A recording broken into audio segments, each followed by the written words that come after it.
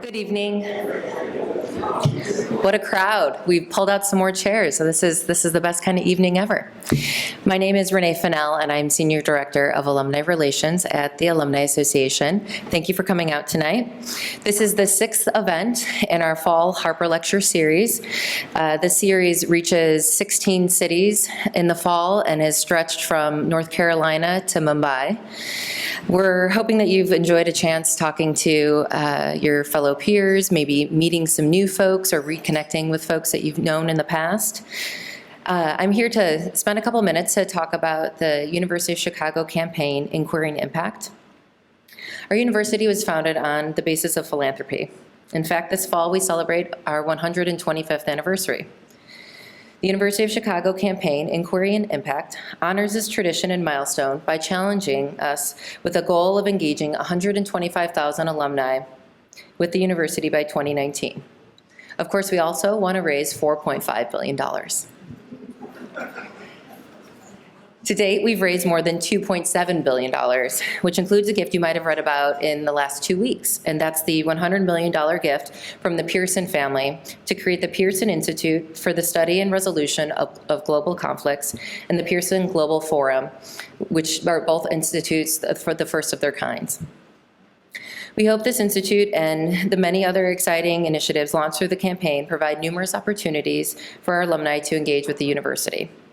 Also to date, more than 56,000 alumni have engaged with the university by making a donation, attending events, volunteering, and participating in UChicago social media channels. As a University of Chicago student and employee, I like the data. So I'd like to just take a couple moments to share with you some data. As you can probably already imagine, engaging 125,000 alumni is an ambitious goal. It's about 80% of our alumni population, so we're really excited to stretch toward that by 2019. We have about 2,200 alumni living in the Philadelphia area. About 32% of those alums are from the college, 22% are from Chicago Booth, and about 12% come from the Social Sciences Division. It might intrigue you that 51% have graduated since 1990. And when we think about how we'll engage, particularly the Philadelphia area, our hope is to engage 1,775 alumni of those 2,200. So that's that. Again, it's just pretty ambitious, and we're looking forward to working with you all to get your peers to do some great stuff. To date, 38% of alumni in Philadelphia in the state of Pennsylvania have engaged with the university in one way or another, so we're making good strides. It's important for alumni to engage with the university on multiple dimensions to help strengthen and extend a powerful network that fosters both personal satisfaction and professional success. Your attendance tonight is a great step in that direction, and for that I thank you. So tonight, if you haven't already, I'm asking you to please consider investing financially, serving as a mentor, hiring a fellow alum, and connecting with the university through social media. We have a perfect opportunity for you. There's a photo booth out in the back. We brought Phil the Phoenix, a little stuffed animal, so get ready for the selfies. I see some fist pumping in the back, so that's great. And to quote President Zimmer, as I conclude, we, the university, are asking you to do still more so that the University of Chicago in coming decades will succeed far beyond reasonable expectations. Thank you so much for coming out tonight. I hope you enjoy yourselves.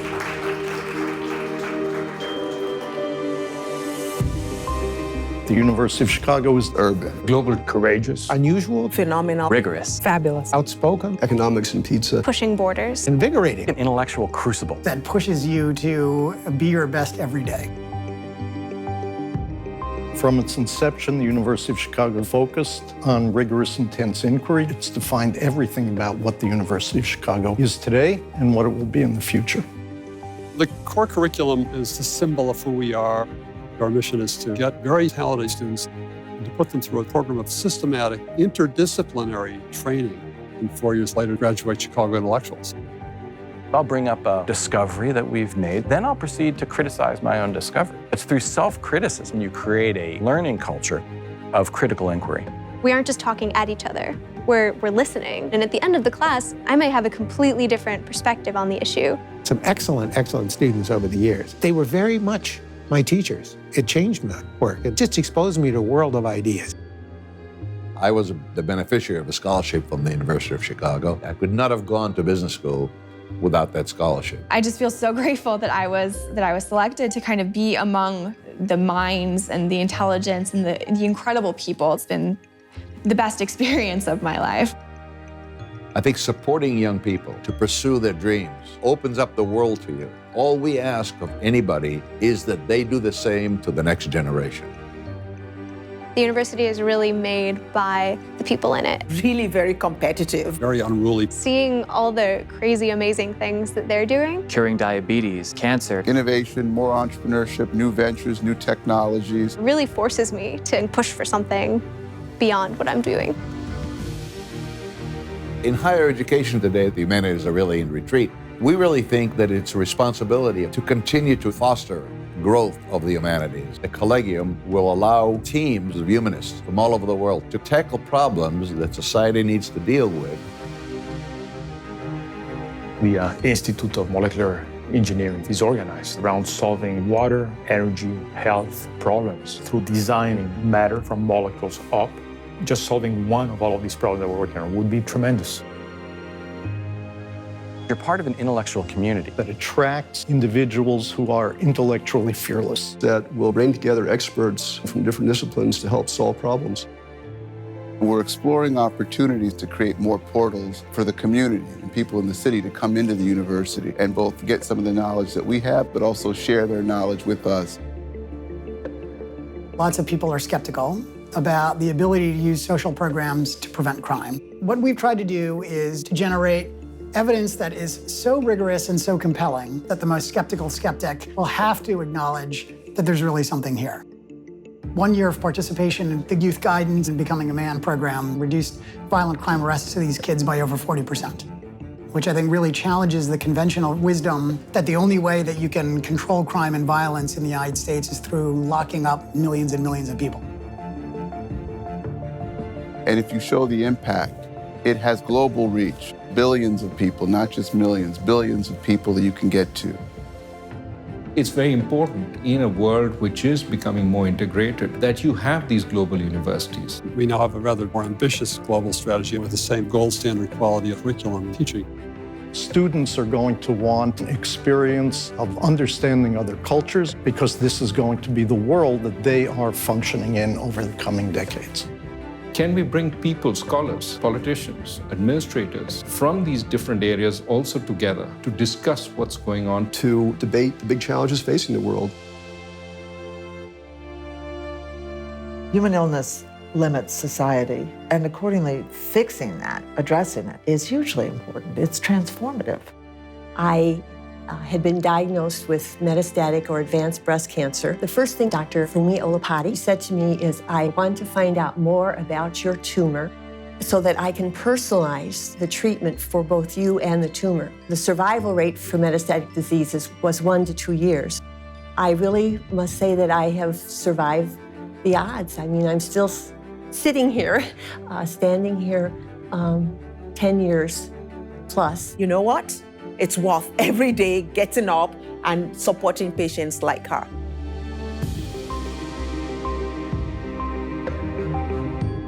We have an enormous obligation to the people who gave us the opportunity today to do what we do with these young people, and in turn, they have an obligation to support those who come after us. The question for us today is, how do we realize these values in a powerful way going forward?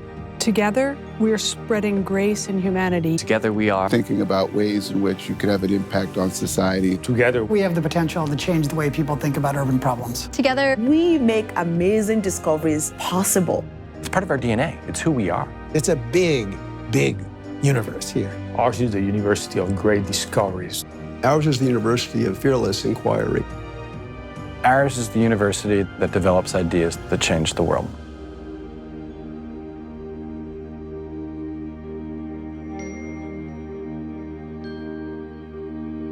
Well, that was kind of inspiring.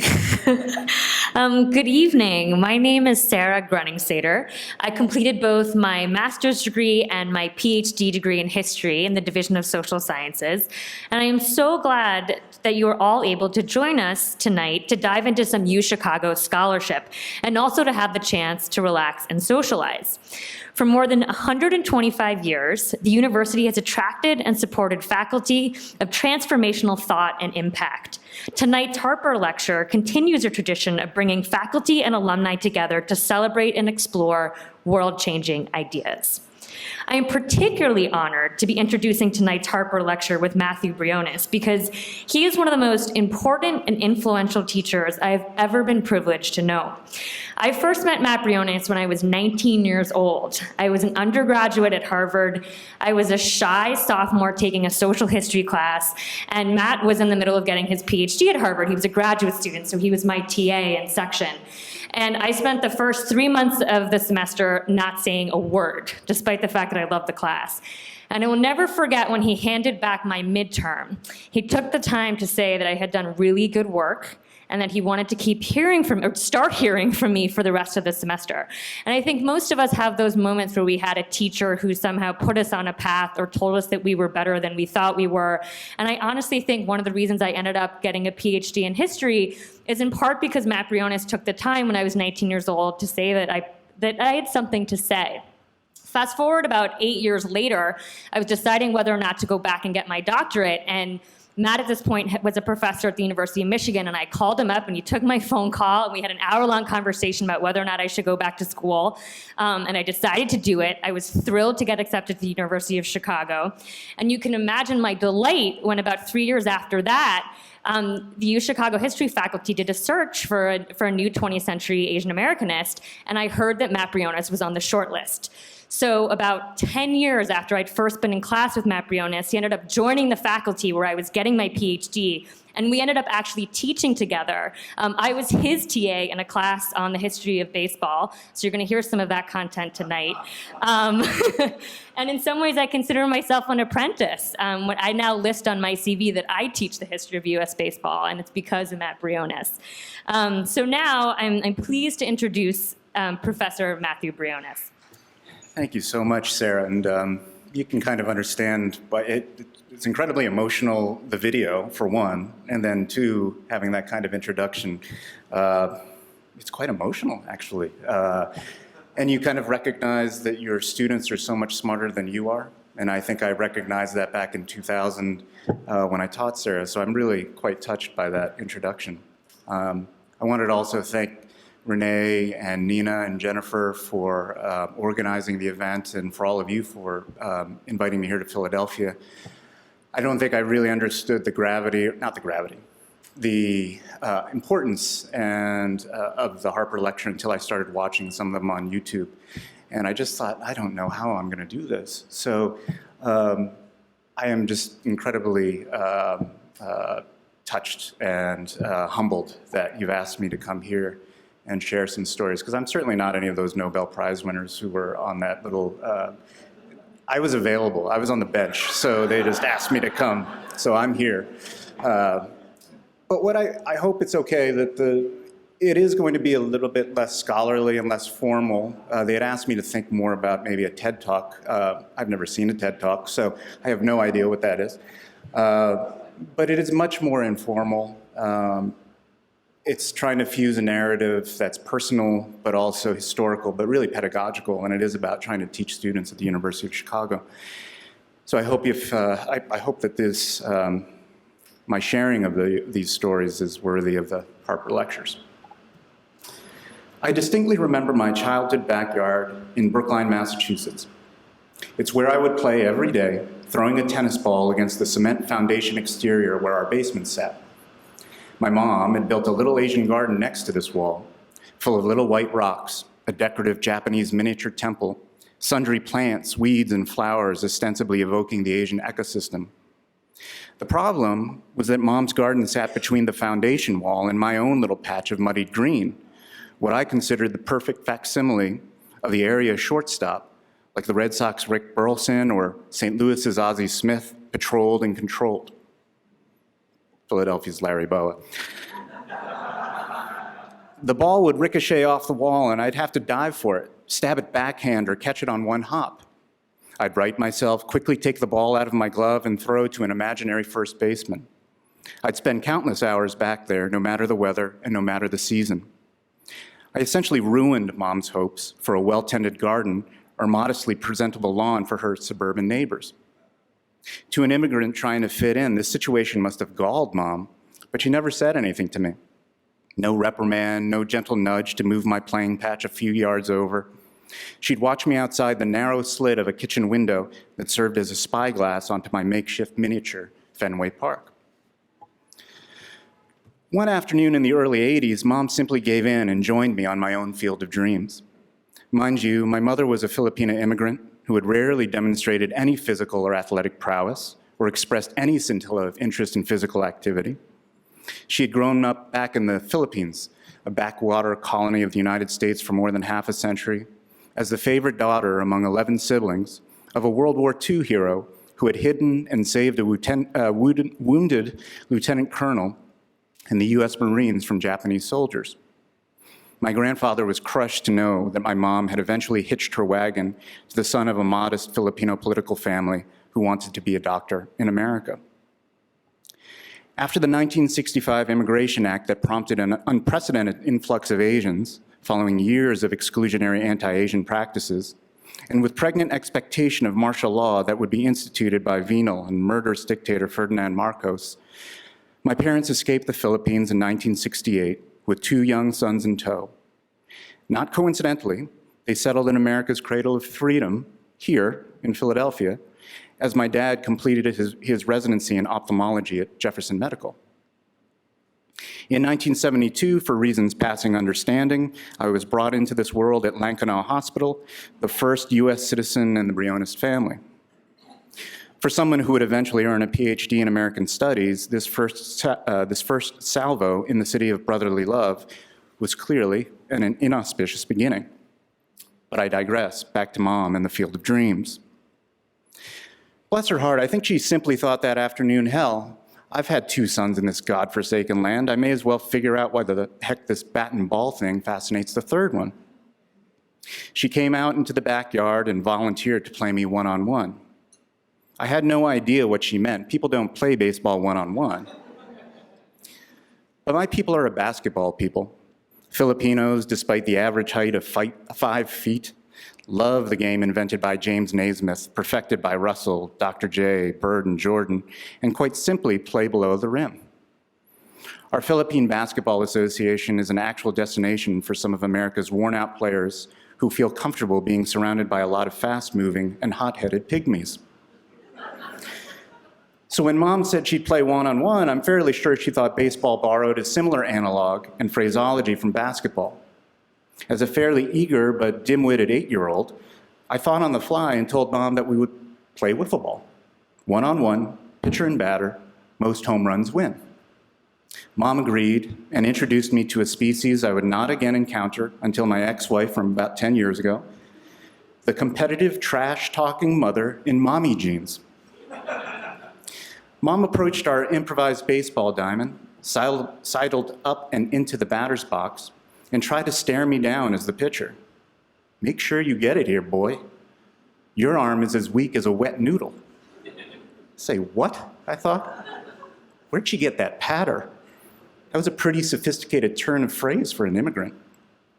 Well, here came my best Phil Necro knuckleball, herking and jerking sideways past my mom's late swing for strike 1. Sorry, Mom. Next, my best Steve Carlton fastball.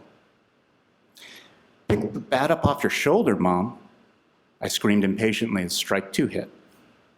Then came pitch 3, and she made contact. Not a Babe Ruth called moonshot, but a little blooper, the one that usually and frustratingly forces in the game-winning run. She started running to first base, laughing hysterically.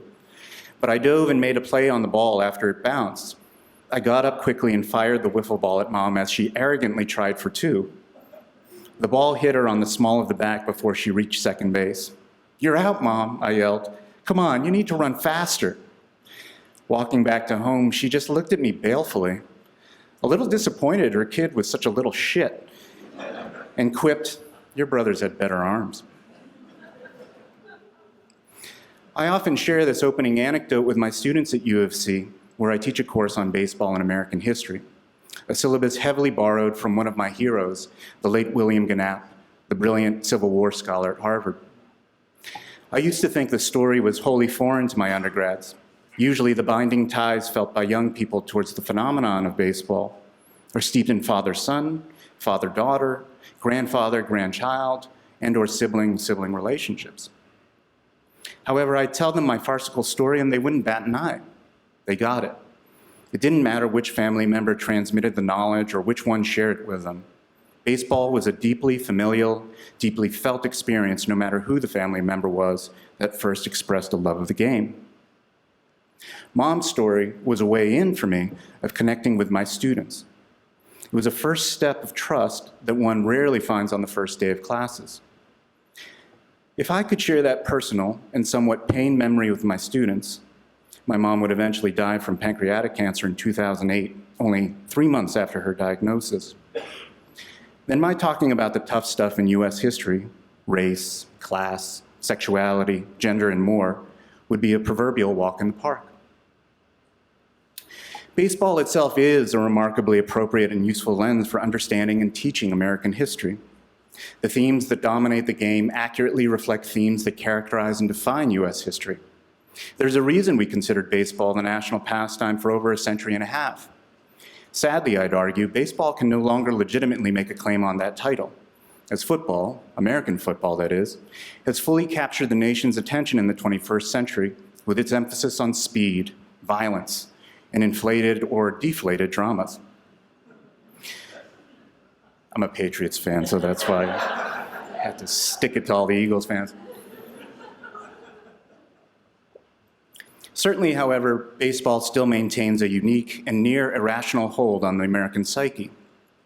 This was true from the beginning, as observers of the game in the mid-19th century, schizophrenically viewed baseball as an uncouth, potentially deadly sport unbefitting a respectable, deliberate citizenry. At the same time, it considered the game a lively reflection of an efficient, enterprising, non-aristocratic, and unspoiled American people. In 1859, the New York Herald declared that the English game of cricket was wholly insufficient for American minds and bodies, claiming, even if there were no baseball in existence, cricket could never become a national sport in America.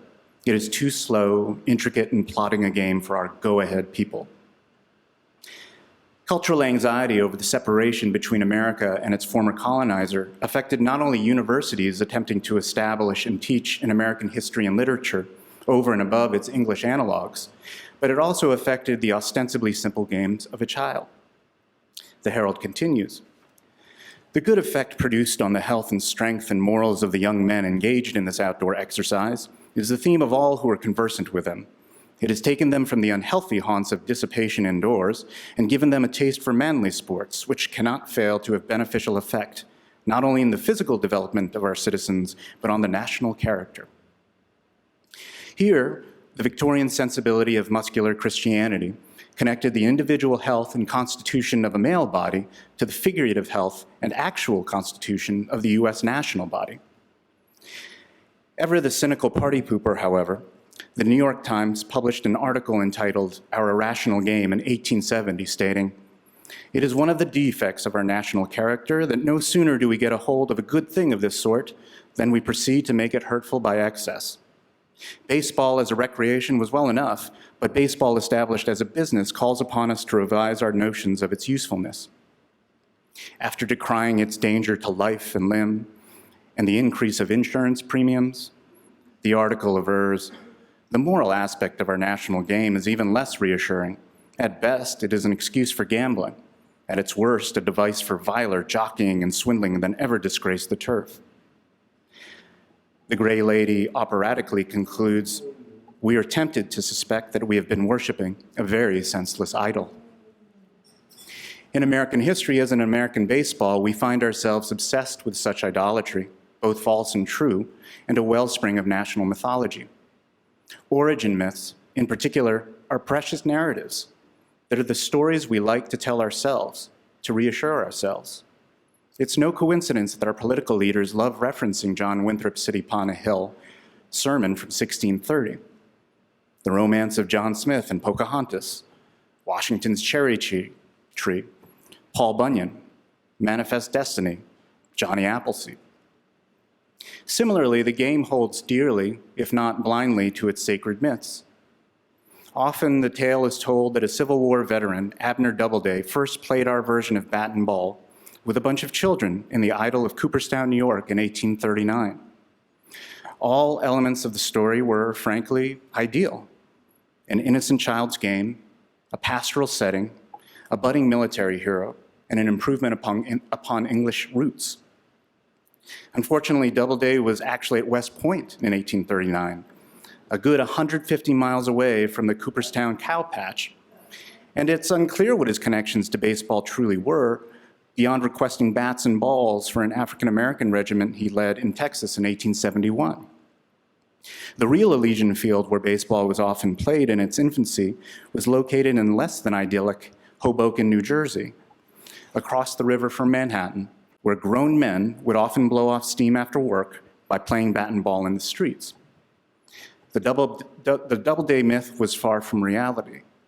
The game was founded in the 1840s, not 1839, in a soot-filled, industrialized urban setting, not idyllic at all, with anonymous working men, decidedly not children, possibly drinking and speaking in foreign tongues.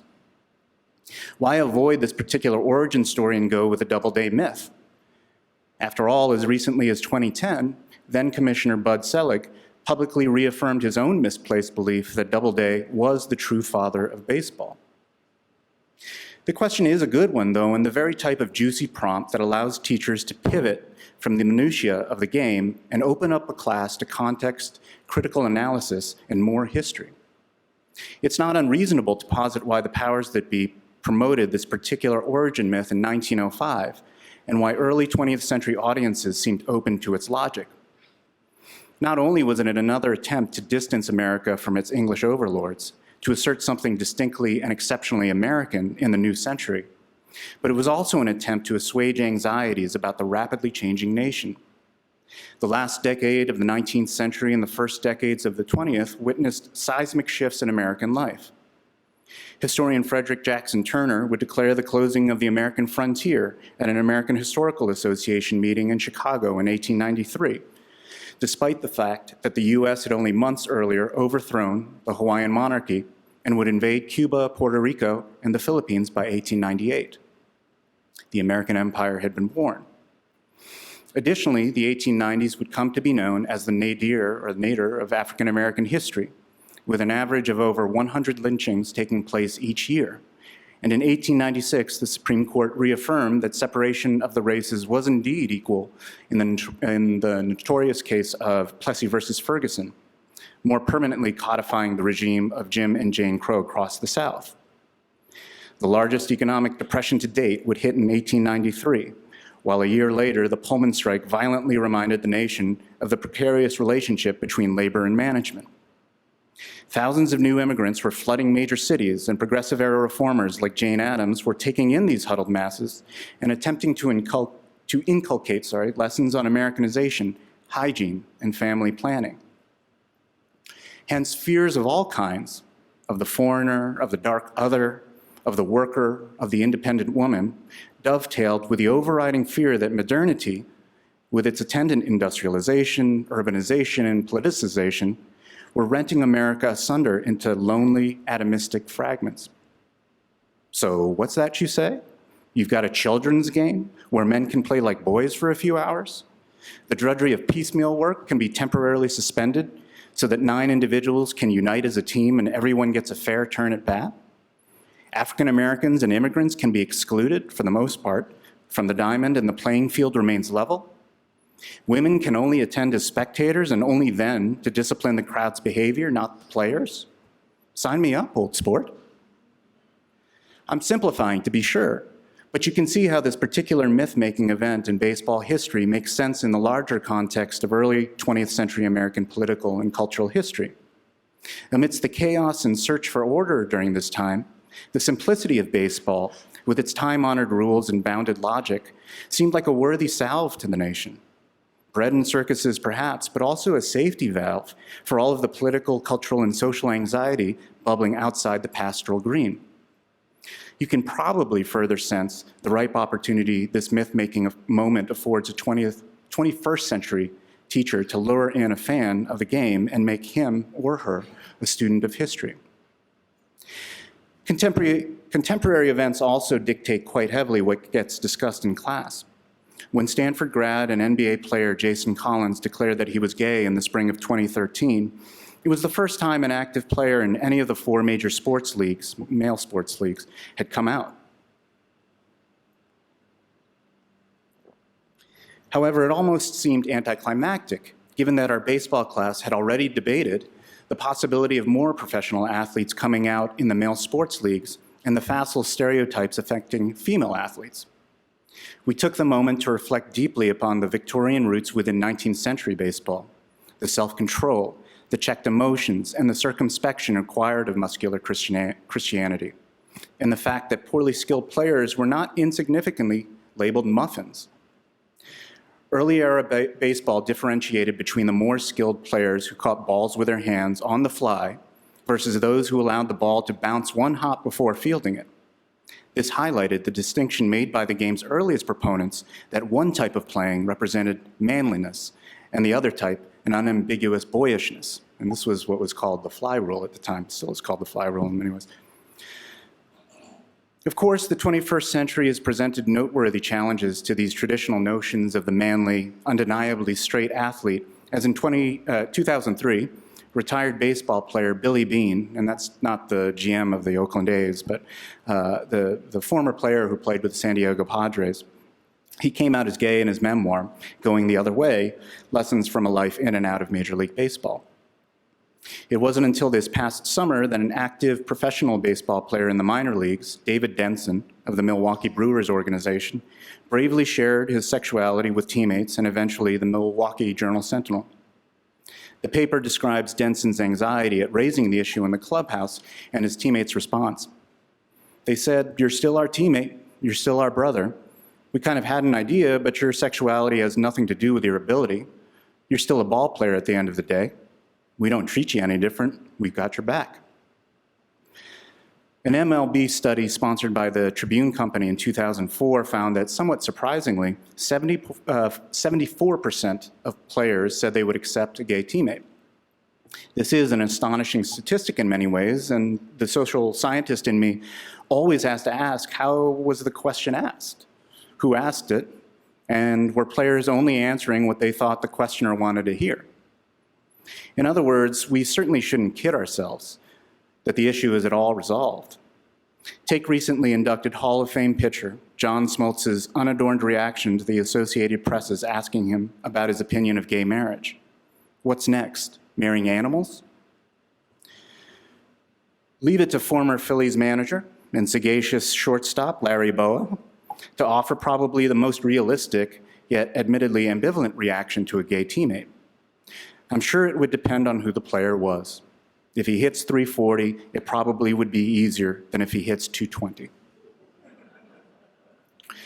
Naivete unfortunately underlies such a sentiment, that the only criterion for inclusion is whether or not one can play the game and play it well.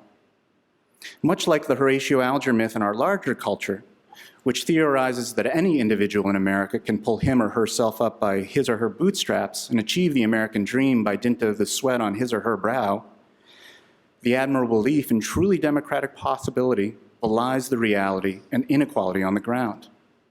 For example, even though baseball witnessed its first interracial game here in Philadelphia in 1869, the national body of owners and players would ban teams with African-American players permanently in 1888 until Jackie Robinson's debut for Brooklyn in 1947. In an already fractured post-Civil War era, the game's leagues feared participation of black players in the same way that North and South could still not reconcile the citizenship status of newly freed black men, women, and children. Jim Crow is alive and well within and without the Diamond's white lines. On the heels of this ban, Weldie Walker, who, along with his brother Moses Fleetwood Walker, was one of the most prominent and successful African-American players of his era, wrote an open letter to the president of the Tri-State League in Ohio. He opines, and I quote at length here, "I have grievances, and it is a question with me whether individual loss subserves the public good in this case. This is the only question to be considered, both morally and financially, in this, as it is or ought to be in all cases that depend upon the public for success, as baseball. I am convinced beyond doubt that you all, as a body of men, have not been impartial and unprejudiced in your consideration of the great and important question, the success of the national game. The law is a disgrace to the present age and reflects very much upon the intelligence of your last meeting and casts derision at the laws of Ohio, the voice of the people that say all men are equal.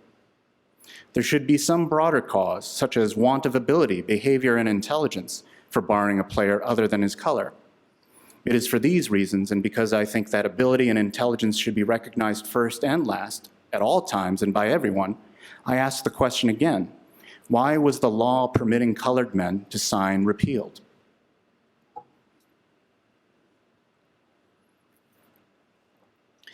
The ban on black players would have obvious historical repercussions. Baseball enthusiasts have always prided themselves on the fact that you could consistently compare ball players' statistics across eras without interruption because the game ostensibly stayed the same over its 170-year history. That's why the sacred cows of Joe DiMaggio's 56-game hit streak, Ted Williams' .406 batting average, Hank Aaron's 755 home run mark, and Rickey Henderson's 1,406 stolen bases loom largely over the game without asterisks, without qualifications. The more things changed, the more they supposedly stayed the same. But history doesn't work that way. When baseball banned blacks for over 60 years, it deprived the nation of a truly national pastime. Babe Ruth couldn't face Bullet Rogan. Cool Papa Bell never faced Christy Mathewson, and the Homestead Grays weren't allowed to challenge the New York Yankees. Numbers lie and numbers skew. In this instance, the historical reality of segregation pierces the veil that shrouds myths of American exceptionalism, fair play, and rugged individualism. To baseball's credit, they at least broke the color line before all other institutions in the mid-20th century, as the military would desegregate 1 year after baseball, and Brown versus Board of Education wouldn't be decided a full 7 years after Robinson took first base for the Dodgers. Williams, the splendid splinter and himself of Mexican descent, seemed to recognize the historical inequity by clamoring for Negro League players' enshrinement in the Hall of Fame the year of his induction in 1966. Surprising his audience, he passionately argued, "Baseball gives every American boy a chance to excel, not just to be as good as someone else, but to be better. This is the nature of man and the name of the game.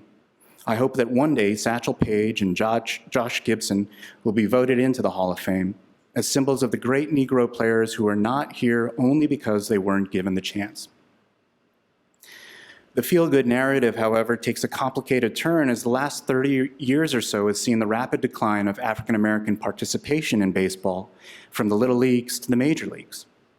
Even the recent 2014 Little League Championship run by the all-black Jackie Robinson West team from the south side of Chicago ended in controversy and the eventual stripping of the title for the use of players outside the neighborhood boundaries. The one bright spot of that summer's tournament was Philadelphia's own Monet Davis, the first African-American girl to play in the Little League World Series, the first girl to pitch a shutout and earn a win in the series, and the first Little Leaguer ever to grace the cover of Sports Illustrated. Which leads me to my next object lesson. At the University of Chicago, Kim Eng, class of 1990, was a standout infielder and MVP for the softball team, editor of the yearbook, and the sports editor for the Maroon. If reports as recent as this weekend are correct, she may well be your Philadelphia Phillies' next general manager, the first woman to ascend to such a position, and the first Asian American to ever do so. Having served as an executive in the White Sox organization and American League offices, Eng made her mark as the assistant GM for the Yankees with Brian Cashman, and then for the LA Dodgers, whom she helped win the Organization of the Year award in 2006. Now she works beside Hall of Fame manager Joe Torre in MLB's headquarters in New York City, overseeing international operations, the League Scouting Bureau, and Fall League.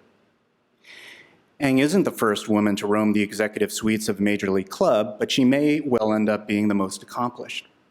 And her ascent comes at a time when record numbers of women and girls are entering the sport as players, coaches, and even broadcast radio and TV announcers. Just last week, the Oakland A's hired Justine Siegel as a visiting instructor for the 2015 Instructional League, the first woman coach in Major League Baseball history. In June, Michelle Mayhew, a 17-year-old shortstop for the French junior national team, became the first woman to make MLB's international registration list, which means that she's now eligible to be signed by a major league team. The Twitterverse went crazy last week when Olympian gold medalist softball player and ESPN baseball analyst Jessica Mendoza became the first woman to call and color comment a nationally televised postseason game when the Astros defeated the Yankees. And I smile when that happens, so not about their laughing at Mendoza or making fun of Mendoza, but at the Yankees. This all comes at a time when both the National Football League and National Basketball Association have hired women as assistant coaches. Dr. Jen Welter with the Arizona Cardinals and Becky Hammon with the San Antonio Spurs, respectively. And female referees are calling games. Sarah Thomas in the NFL, Violet Palmer, Lauren Holtkamp, and Dee Kantner in the NBA. In a recent feature on ESPNW.com, Eng proudly asserted that she was a quote-unquote product of Title IX, the landmark sex discrimination law that has led to significant increases in participation of girls and women in sports since 1972. Eng actually wrote her BA thesis on the groundbreaking legislation. Yet, in an interview with the UFC over a decade ago, she admitted, "I take the gender issue out of the equation entirely. There is not a best male or female way to do my job. The best is simply the best, and that's what I aim for." Once more, baseball encourages a language of meritocracy, an illusion of equality, wistfully echoed above in Williams' plea to the Hall. Horatio Alger-like rhetoric strives for the ideal, but reinforces the myth. What is the reality? In 1994, Isla Borders became the fourth woman to play on a collegiate baseball team, but the first to do so on a baseball scholarship. In her debut against Claremont Mudd College, she pitched a complete 5-hit game, a 12-1 victory for Southern California College of the NAIA.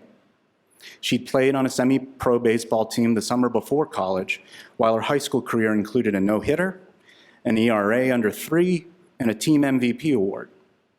But the college experience left much to be desired, as opposing teams' bench jockeys rode her unforgivingly, fearful of losing to a quote-unquote girl, and some of her own teammates resented the national media attention she was receiving.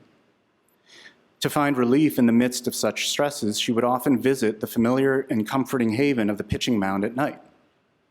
One evening, however, 4 young men, including one teammate who made no effort at hiding his identity, attacked her on the mound and attempted to rape her.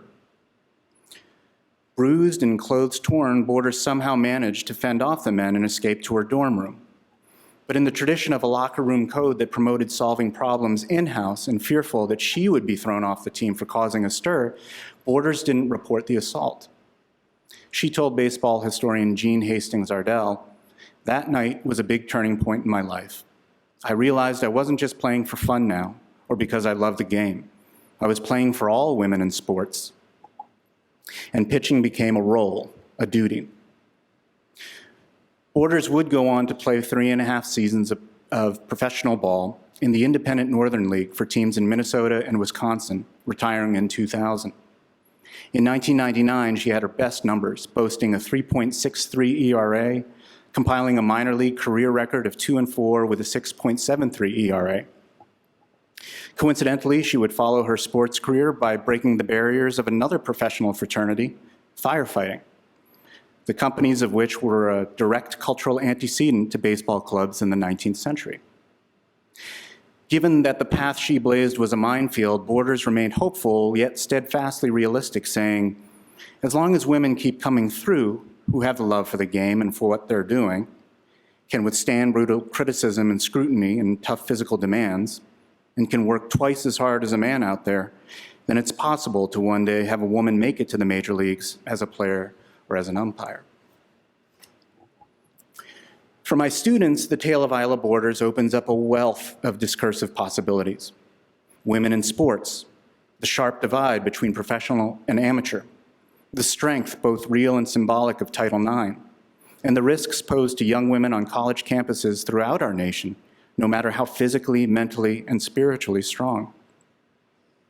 The conversation usually includes a primer on women's history in the US, touching upon many key Supreme Court decisions like Mueller versus Oregon in 1908, whereby the court concluded that a woman's role as the mother of the Republic and all of its citizen children outweighed her constitutional right to contract her labor for as many hours as she pleased.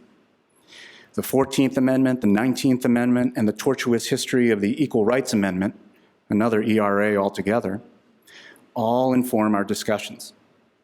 While we don't watch Penny Marshall's A League of Their Own, the 1992 film celebrating Gina Davis's Rockford Peaches and other teams in the All-American Girls Professional Baseball League that captivated home front audiences during World War II, we do talk about those pioneering women in the context of their cousin, Rosie the Riveter, as worthy reflections of the indispensable role women played in wartime labor and production. The number of women in the workforce rose by 60% at this time, joined unions in significant numbers, and eroded some of the prejudice that had previously kept many women, especially working mothers, from paid employment. Even as men returned from the war, as many as 80% of women workers wanted to continue working. Post-war inflation, a high consumption culture on the rise, and a spiking divorce rate further contributed to significant demand for paid employment among women. These were groundbreaking shifts in American culture, redefining domestic and public spheres, and even though the Cold War era would valorize the nuclear family, this precedent in women's labor history was a substantial moment between the first and second waves of feminism. I could truly go on and on. My own research focus, the incarceration of Japanese Americans during the Second World War, includes the study of camp baseball teams and the construction of well-groomed baseball diamonds that prisoners used as an escape from the trauma of being denied their constitutional rights. Playing the game against camp guards and local townspeople wasn't just a matter of evening scores, but also legitimate attempts by Japanese Americans to prove their indisputable Americanness to a mistrusting public.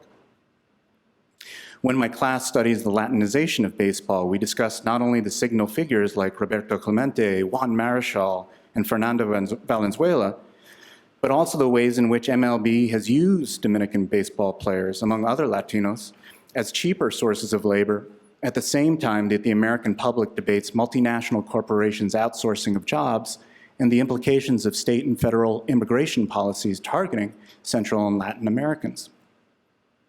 For me, this child's game that I've loved all my life, with all of its hypocrisies, inconsistencies, frustrations, and undying myths, serves as a remarkable and indispensable tool to open up, explore, and interrogate some of the most important moments, themes, and arguments in American history. I don't want to overplay my hand here. I tend to bristle when any other scholar or public figure quotes the French historian Jacques Barzin, who said, "Whoever wants to know the heart and mind of America better learn baseball."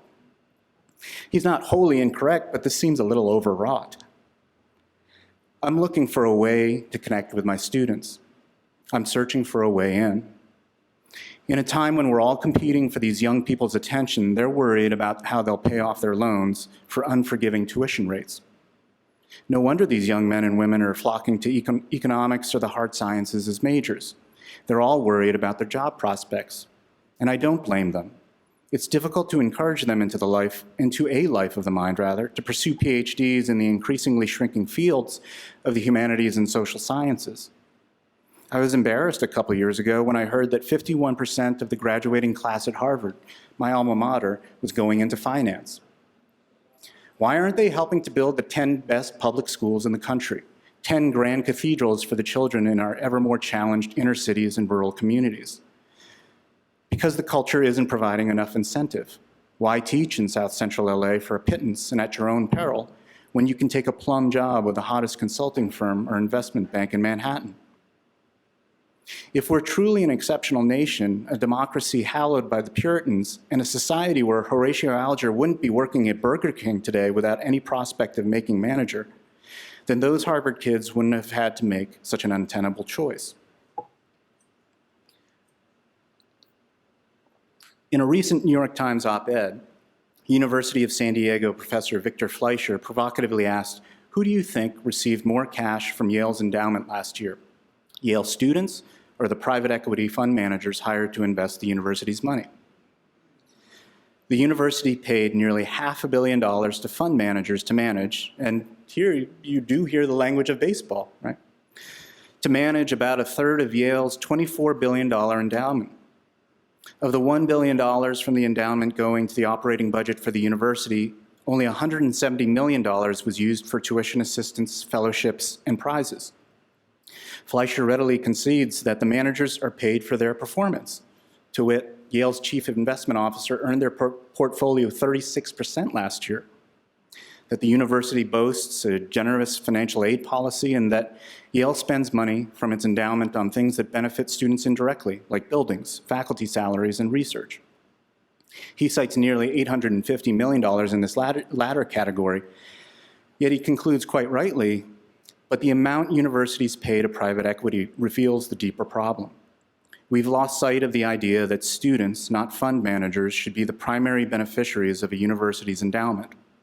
The private equity folks get cash, students take out loans.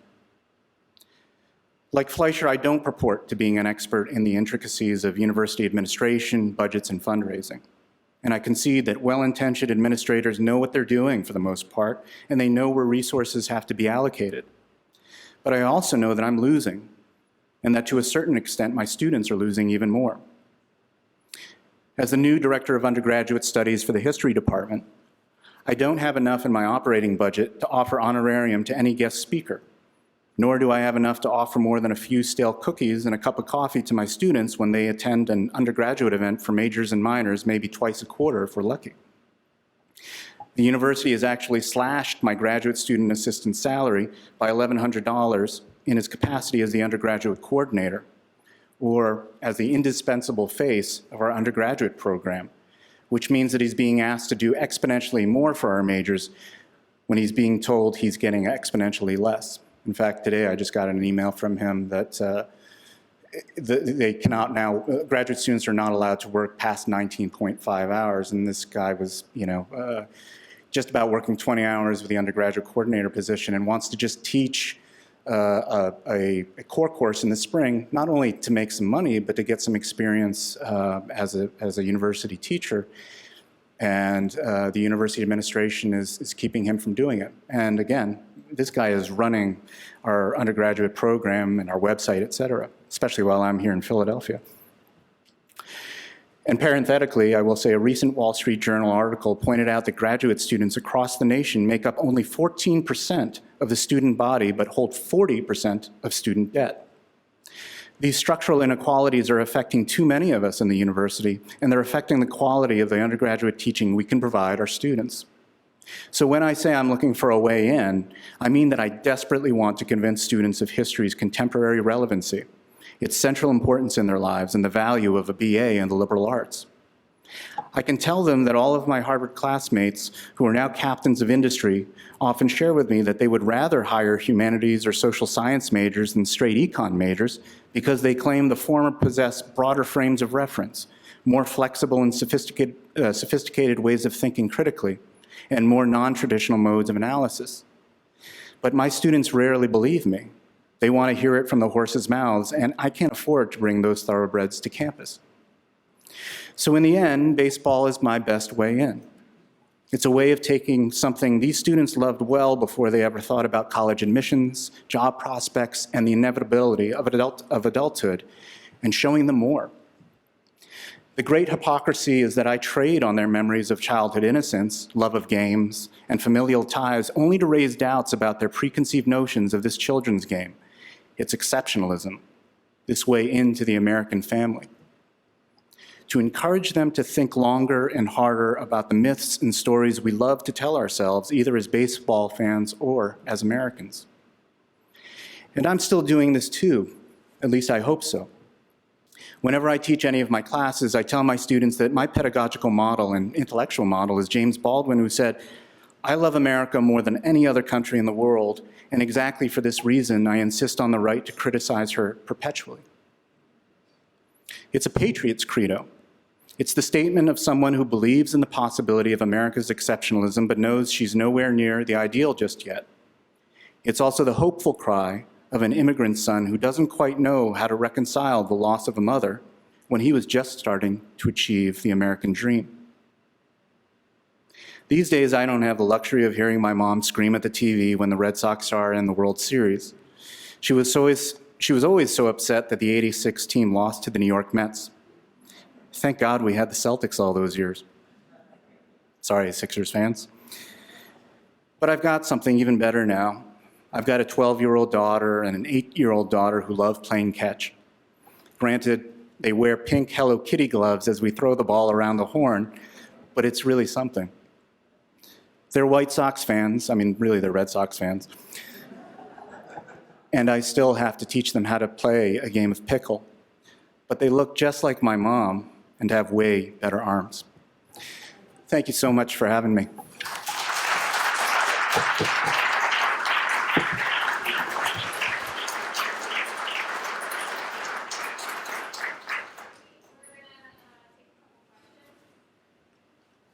Sounds great. I can't see anything.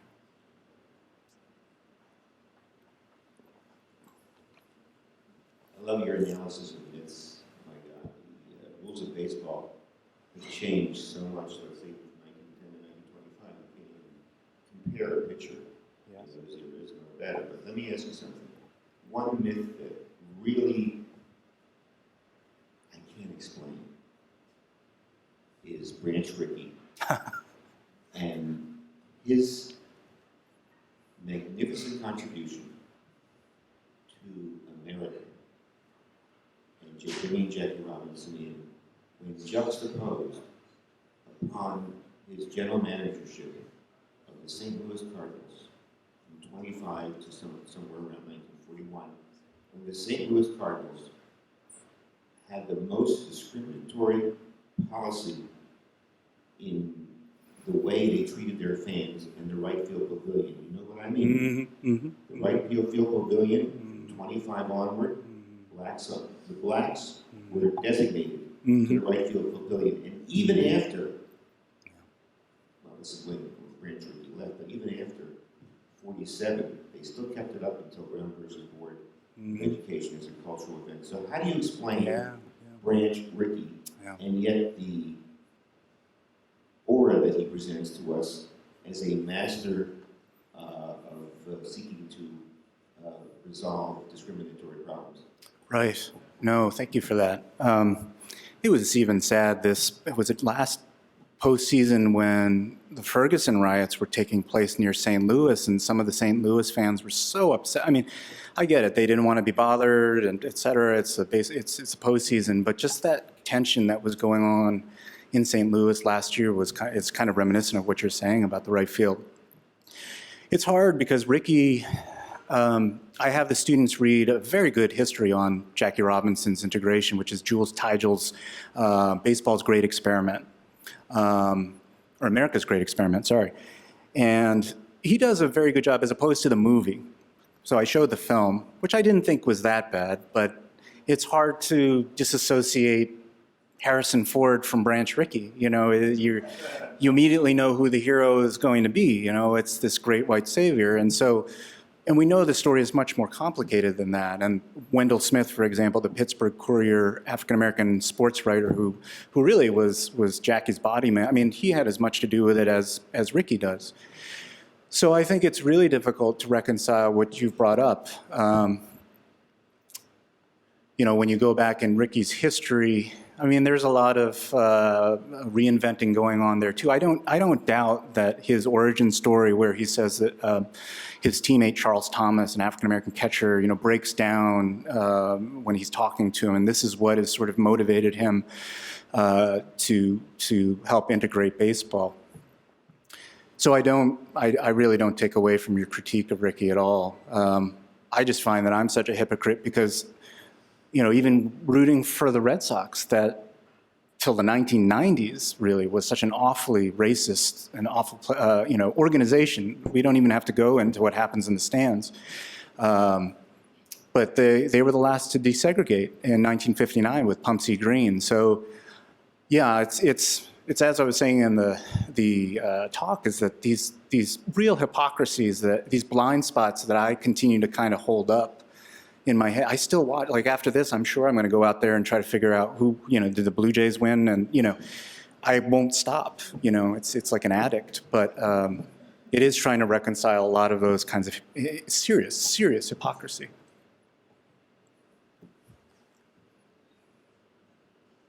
What books and readings do you assign for your course, or is it available as a MOOC? Oh, well, you can tell them you want it as a MOOC. It's a seminar, which is crazy. I was telling some alums earlier that at one point there were 3 baseball courses being taught at the University of Chicago. So one was an you must be wondering where your money's going, I guess, on one. The parents must also be just nervous as hell. There was one anthropology lecture by John Kelly on baseball. There was another one, I think, by maybe Dennis Hutchinson in Law, Letters, and Society. And then there was mine, which is a small seminar, which Sarah was the TA for. And I tend to only teach it in these small discussion sections, maybe 30 students at the most. And we'll have some people some grad students may observe, or anybody else who wants to come and listen. The major books that we read, one is called Playing for Keeps by Warren Goldstein, and I think it's a really good book about early era baseball, and it does introduce this idea that he simplifies it. He says there's, really 2 ways of looking at baseball. It's cyclical. The history is cyclical. People say, well, it wasn't like that in my day. It's not as good as it was then. And then there's the linear, which is so much more, about progress, and that baseball is about trying to reconcile those two. And I was trying to be cheeky by saying, that there are no asterisks next to some of those records, but clearly I'm discounting the whole steroid era, and trying to get away with a smoother narrative. But the Tigel book is very good. Robert Creamer, who just died recently, wrote a wonderful biography of Babe Ruth. And of course, Elliot Asanoff's 8 Men Out still really holds up over time. And it's great for history students because they really then start to question sources. There are no footnotes, which is fine. It's fine to read more popular histories, et cetera, but they want to know, how was he recreating some of these conversations between Shoeless Joe and Chick Gandil? He couldn't have been there, right? He was trying to reproduce it from some of these transcripts, and maybe when they had to go to the grand jury, but that's the wonderful thing about teaching history, is telling them it's about interpretation, and it's about telling these stories. So those are 4 good books, I'd say.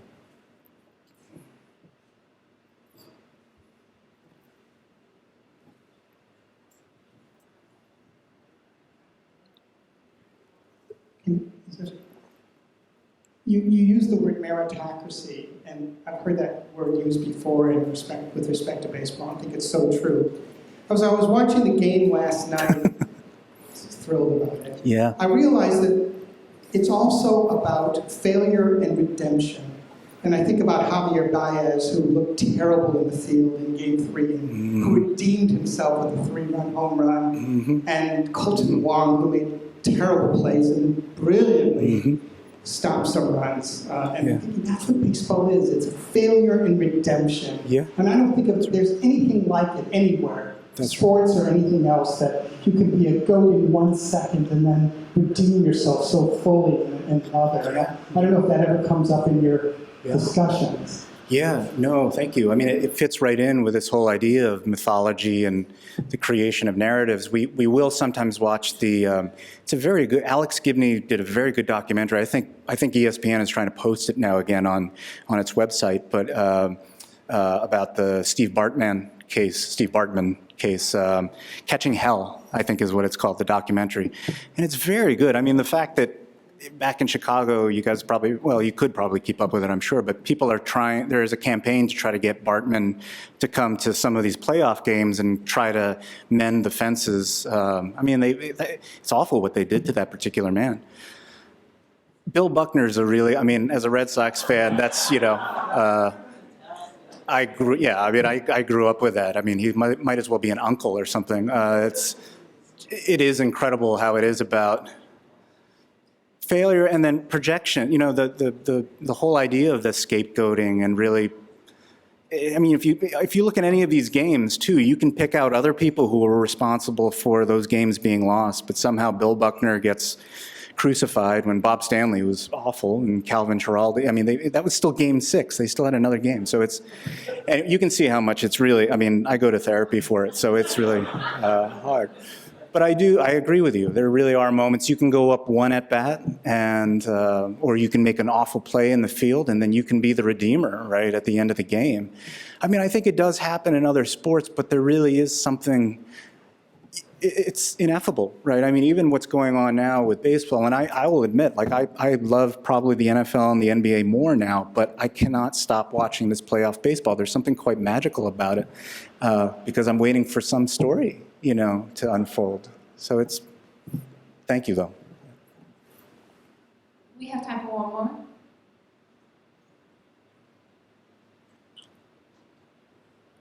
Well, you mentioned that you like NFL and NBA now, and I wonder, I mean, I guess your students are sort of self-selecting if they're signing up for this course, but do you find that students don't have that same love or familiarity with baseball now that they might have, 20, 30 years ago? I mean, maybe it's hard to tell because they're signing up for the class, but are they kind of saying like, well, why are you doing this course on baseball? Why baseball? I mean, Right. you know what I'm saying? It is getting less popular in some ways. And you could ask Sarah that question too. I mean, it's really funny, but they come in with so much more knowledge than I have.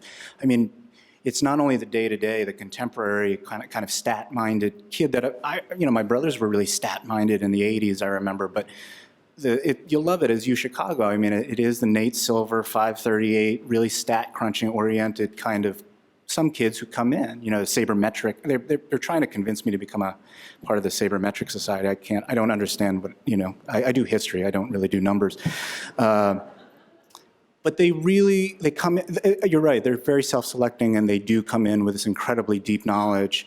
And again, as I was saying at the beginning of the talk, it's so surprising because it's very clear to me how dearly they think about these things. I mean, again, these are daughters with their dads, or there are these other kind of, mixed sort of gender combinations. But really, these relationships of the son and the father, the grandfather and the daughter and the dad, et cetera.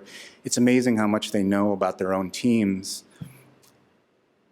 And they just buy it. I don't know how, I really stayed away from saying it in this talk, and I thank Sarah for it too, because I was asking how would I go about this? And I sometimes do the elevator speech when I try to explain what this talk was about or what the course is about, and I'll say it's a bait and switch. I'm trying to bait in students and switch it at the last minute so they talk about really hard things like race and gender and sexuality. And people have been saying, don't do that anymore.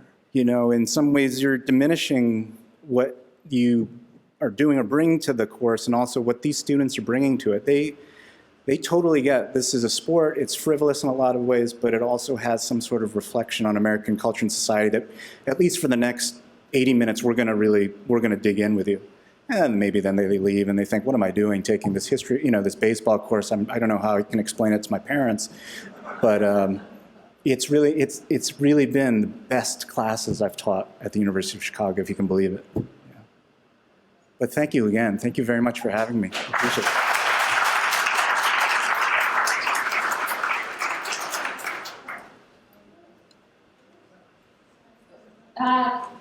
Stay seated.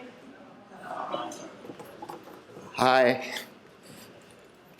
I want to say thanks to Matthew Briones. It was a fascinating talk, although I do want to give a little bit of warning. I don't know how long you're going to be in Philadelphia, but if you're in my neighborhood, in what's called the South Side of Philadelphia, I wouldn't say anything negative about the Eagles, because you're going to find yourself walking the Gillette Stadium in concrete shoes at the bottom of the Delaware. The one thing I have to say for him, at least he didn't say he was a Dallas fan, right? Because that would have been a lot worse. So my name is Sean Duffy, and I graduated from the college and went on to the Division of Social Sciences and got my AM and PhD. And as the president of the Alumni Club of Philadelphia, I really would like to thank each of you for sharing your valuable time with us this evening. It really is appreciated. It's great to see so many intelligent, wonderful people out there. And I want to let you know that if you'd like to know more about Harper Lectures, the Alumni Travel Program, or any other university events, or if you'd like to get involved with the Alumni Club of Philadelphia, or even if you'd just like to stop by and say hello, please find me or any of the other Alumni Club members that are here. I see several, including Lou is back there, and Rebecca, and Katie Skeen, who is right over there. We'll try to answer any questions, but it would be great to get more people involved. Renee mentioned the 125,000 engagement goal, and I just counted about 65 heads, so we now only need 124,935, so we're getting closer. So thank you for helping us meet that total. I encourage you to let your impact grow from more to more by joining the thousands of alumni around the world who are giving to support scholarships, new inquiry, attending events, leading reunions, and so much more. We are always adding interesting new events to the schedule, so keep your eyes posted on our Philadelphia Alumni Club website. All you need to do is go into Google and type Philadelphia Alumni Club, University of Chicago, and it pops up. And there's an events page that tells all the upcoming events. On November 7th, I believe we're going to be having a career event, so that's something that some people might be interested in. And there's other events in the pipeline. There's something that we're going to be doing at the Kimmel Center that's related to a group that's associated with the University of Chicago. And so I hope to see you there. If you have any ideas for events, whether it be a gallery opening or some kind of a cultural event that you think that it would be really nice to have a bunch of University of Chicago graduates hanging around and being a part of, let us know, because we're always open to having new events that we can invite the community to. And you can learn more online at the Alumni Association website, which is https://alumniandfriends.uchicago.edu. But I can imagine you can just Google it instead of, you can have this piece of paper if you really, want it. And for those of you who'd like to learn more, we are selling a limited number of copies of Professor Briones' book in the back. And please see Jennifer at the registration table if you're interested in purchasing one. Finally, I'm going to go off script here because I was told to do this. We have a new mascot apparently at the University of Chicago. This is Phil the Phoenix. And we have a photo booth in the back where we have a nice big picture of Hull Gate. You remember that big gate that was, on campus in the snow? And it'll bring back all those nightmares of those cold days in Chicago where you froze your toes off and other parts off.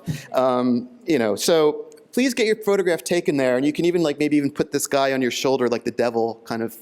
That's what I'm going to do, But anyway, so thanks for bringing your curiosity, and I hope you safe travels home.